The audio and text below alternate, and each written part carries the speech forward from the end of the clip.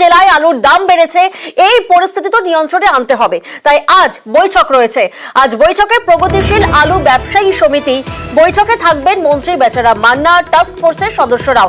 আজই রয়েছে এই বৈঠক এবং ধর্মঘট প্রত্যাহার করবেন ব্যবসায়ীরা, সেই প্রশ্ন যেমন থাকছে তেমনই কিন্তু কবে নিয়ন্ত্রণে আসবে আলুর দাম, সেই প্রশ্নও তো রয়েছে সাধারণ মানুষের। প্রতিনিধি বিশ্বজিৎ সাহা এই মুহূর্তে আমাদের সঙ্গে রয়েছেন, সরাসরি বিশ্বজিতের থেকে জানার চেষ্টা করব। বিশ্বজিৎ, গোটা রাজ্যের এখন একটাই প্রশ্ন, কবে নিয়ন্ত্রণে আসবে আলুর দাম? আজ বিকেলের এই বৈঠকে কি হতে পারে? দেখুন, সাধারণ মানুষের, মধ্যবিত্তের নাভিশ্বাস উঠেছে। বাজারে গেলে আলু ভাতে যে আলুর দাম এখন যে চরমে উঠছে এবং দিন দিন আলু না পাওয়ার একটা সংকট তৈরি হচ্ছে। শুধু দাম দিয়ে পাওয়া যাবে না, যদি এই ধর্মঘট চলতে থাকে তাহলে বাজারে আলু অমিল হবে। পাইকারি বাজারে ইতিমধ্যেই টান পড়েছে এবং খুচরো বাজারে দু একদিনের মধ্যেই টান পড়বে। আর তাই আলু ব্যবসায়ীরা যেমন সম্মত হয়েছেন, তেমনি রাজ্য সরকারের তরফেও পদক্ষেপ নেওয়া হচ্ছে যে এই ধর্মঘট যথাশীঘ্র তুলে নেওয়ার জন্য। এবং আলু ব্যবসায়ীরা তারাও কথা শুনেছেন, রাজ্য সরকারের প্রশাসনের সঙ্গে এক দফা আলোচনা হয়েছে। আজ চূড়ান্ত বৈঠক হতে যাচ্ছে এবং এই বৈঠকেই সম্ভবত এই আলুর ধর্মঘট নিয়ে চূড়ান্ত সিদ্ধান্ত হবে, অর্থাৎ ধর্মঘট প্রত্যাহার করার একটা রাস্তা খুলতে চলেছে।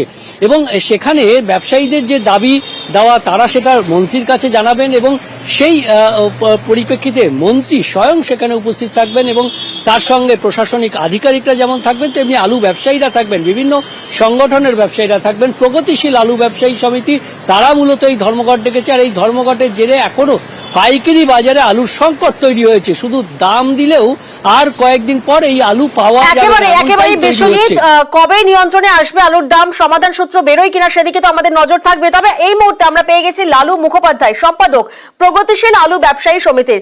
লালু বাবু, আপনার থেকে একটু জানার চেষ্টা করব, আপনাদের এই বৈঠকের দিকে আজ তাকিয়ে রয়েছে সাধারণ মানুষ, আপনাদের অবস্থান কি? আজকে আমাদের বৈঠক আছে, আমাদের মুখ্যমন্ত্রী যাদের দায়িত্ব দিয়েছেন তাদের সাথে। তো আমরা আশাবাদী আজকের বৈঠক থেকে একটা সমাধান সূত্র বেরোবে। তো সমাধান সূত্র বেরোলে আশা রাখি মিলে যাবে।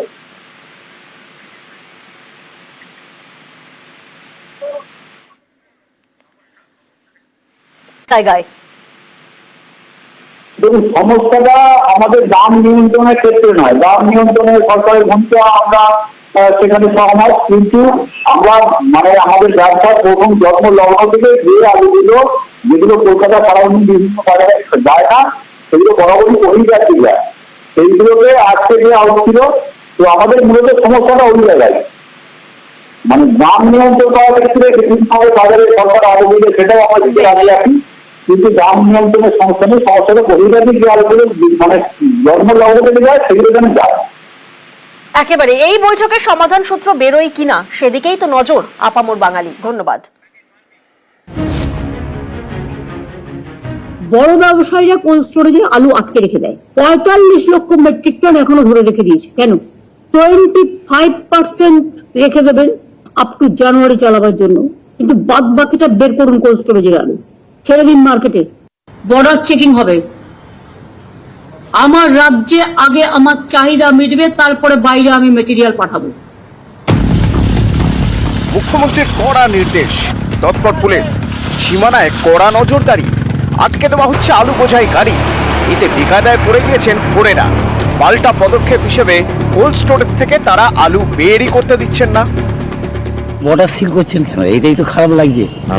ভিন রাজ্যে আলু পাঠাতে পারছেন না, ভিন রাজ্যে আলু পাঠাতে পারছে না। এই যে দেখুন আলু নিয়ন্ত্রণের যে বাধ্য করছে, 4 বছর যে আমরা মার খেলাম, তো ওই রাজ্য সরকার তখন তো বললো না যে দাদা আলুর দাম কম আছে। এবছর একটু আলুর দামটা বেড়েছে বলেই কিন্তু আপনারা রাজ্য সরকার বর্ডার সিল করবেন। ফোরেরা চাষিদের থেকে কম দামে আলু কেনেন, তারপর সেই আলু রেখে দেন কোল্ড স্টোরেজে। বাজারে কৃত্রিম অভাব তৈরি করেন, তারপর বেশি দামে আলু বিক্রি করেন। এভাবেই মুনাফা লোটেন। বেশি মুনাফার লোভে ভিন রাজ্যেও আলু পাঠান। বিভিন্ন জায়গা থেকে লোক এসে যারা স্টোকার করেছে তারাই একমাত্র দামটা নিয়ন্ত্রণ করে বা তারাই আপ ডাউন করার এটা করছে, তারাই কৃত্রিম ক্রাইসিস করছে। চাষিরা কোনো দাম পায়নি। জমিতে লাঙল চালানো থেকে চাষ সবই করেন কৃষকরা। নিজের পরিশ্রমের সঙ্গে রয়েছে শ্রমিকের মজুরি, সারের খরচ, কিন্তু এসবের পরেও ঠিকমতো দাম মেলে না। কম দামেই বেচতে হয় ফোড়েদের কাছে, তারাই লাভের গুড় খান। আমরা যে আলু 800 টাকায় বিক্রি করলাম সেই আলুটাই আবার 600 টাকা বেশি হয়ে আমাদের কাছে ফিরে আসে। কিছু ব্যবসাদার বড় বড় মহাজন তারা হয়তো সেই আলুটাকে মজুত করে কৃত্রিমভাবে এর দামটা হয়তো বাড়াচ্ছে, আমাদেরকেই কিনে খেতে হচ্ছে আমাদের আলু 35 থেকে 40 টাকা। সে আলুর দাম আজকে বাড়ছিল পুলিশের হস্তক্ষেপে, সেখানে হচ্ছে বর্ডার ঘিরে দেওয়ার জন্য কোনো ব্যবসাদার আলু নিতে যাচ্ছেন না।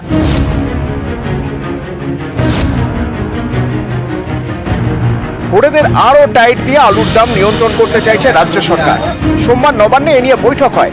বৈঠকে সিদ্ধান্ত হয়েছে স্বনির্ভর গোষ্ঠীর মাধ্যমে চাষিদের থেকে সরাসরি আলু কেনা হবে, তারপর সেই আলু স্বনির্ভর গোষ্ঠী বাজারে বিক্রি করবে। নিউজ 18 বাংলা। দাম নিয়ন্ত্রণে বাজারে ওসি, চণ্ডীপুর বাজারে অভিযান, বাজারে ওসি এবং বিডিও। বেশি দাম নেওয়ায় পুলিশি ধমক, কড়া ব্যবস্থার হুঁশিয়ারি। আপনি পাবলিককে এটা 1 টাকা 2 টাকা এদিক ওদিক হেল্প করে পাস পাস করতে পারেন, সেটা ডবল দেড় গুণ বেশি রেটে আপনি পাবলিককে বিক্রি করতে গলা কেটে নিয়ে, এটা তো সম্ভব না। এই দোকান বন্ধ করুন, চালান চালান কি করে মাল আনা যায় হবে, চালান বন্ধ করুন, চলো চলো বন্ধ করুন, আরে চালান চালান টাকা মাল টাকা বন্ধ করে বিক্রি করতে আমরা জিজ্ঞেস করতেছি, পাবলিককে যদি আপনি জিজ্ঞেস করতে।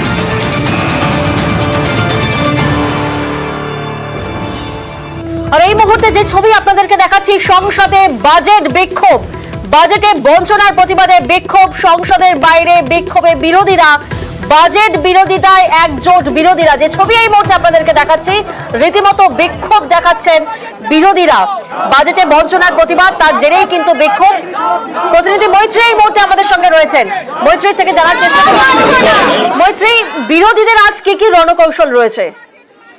বিরোধীদের মূল রণকৌশল কিন্তু আজকে বাজেটের বঞ্চনা নিয়ে সংসদের বাইরে এবং সংসদের ভেতরে ঝড় তোলা। এবং আমরা দেখেছি আজকে সংসদ শুরু হওয়ার আগে কিন্তু ইন্ডিয়া ব্লকের যারা সমস্ত সদস্যরা রয়েছেন, তার মধ্যে তৃণমূল কংগ্রেস অন্যতম, তারা প্রত্যেকে কিন্তু হাতে প্ল্যাকার্ড নিয়ে তারা বঞ্চনার যে অভিযোগ তুলে তারা সরব হন, সেখানে তারা স্লোগানিং করেন এবং তারপরে তারা ধীরে ধীরে পার্লামেন্টের ভেতরে পৌঁছান। এবং এখনো পর্যন্ত আমরা বিরোধীদের তরফ থেকে যেটা জানতে পারছি যে তাদের স্ট্র্যাটেজি কিন্তু যে আজকে সংসদের ভেতরেও 2 কক্ষে, অর্থাৎ নিম্ন এবং উচ্চ 2 কক্ষেই তারা সোচ্চার হবেন যে অবিজেপি যে সমস্ত রাজ্য রয়েছে এবং তার সঙ্গে সঙ্গে বিজেপির অ্যালায়েন্স নয় এমন রাজ্যগুলোকে যেভাবে বঞ্চনা করা হয়েছে তার বিরুদ্ধে তারা সোচ্চার হবেন এবং সংসদে তারা ঝড় তুলবেন। ইতিমধ্যেই আমরা দেখেছি যে একাধিক সাংসদদের তরফ থেকেও কিন্তু এই বিষয়ে আলোচনা করার এবং বঞ্চনার প্রতিবাদ করে চিঠি দেওয়া হয়েছে এবং তারা সে নিয়ে কথা বলতে চান বলে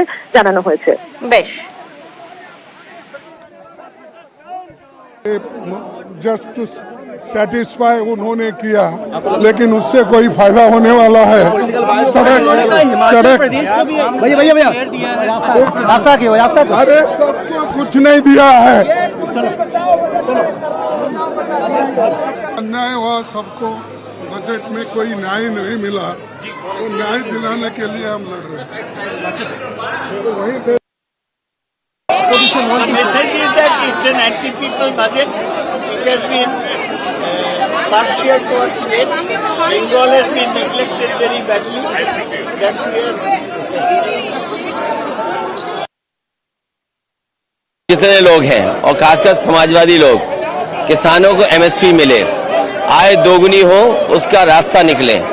लेकिन इधर देखने को मिल रहा है समर्थन मूल्य किसान को न मिल करके जो अलायंस पार्टनर जो सरकार बचा रहे हैं उन्हें समर्थन मूल्य सरकार दे रही है। ये तो अखबारों में भी छपा है। आप पहले बेरोजगार करते हैं, बेरोजगारी बढ़ाते हैं और उसके बाद ऐसी आधी अधूरी नौकरी लाते हैं जिससे किसी नौजवान का भविष्य बनने वाला नहीं है।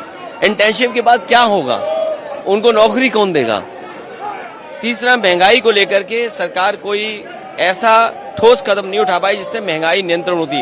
अगर कहीं आपने मिडिल क्लास को कुछ सहूलियत भी दी है तो वो अपनी महंगाई से आप वापस ले रहे हैं।